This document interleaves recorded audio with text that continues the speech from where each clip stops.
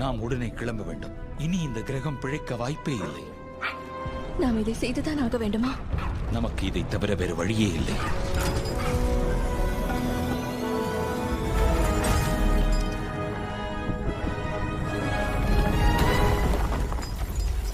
கிரிப்டானின் முடிவு நெருங்கிவிட்டது.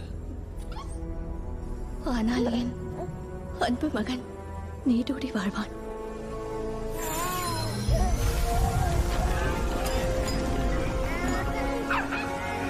கிரிப்டானில்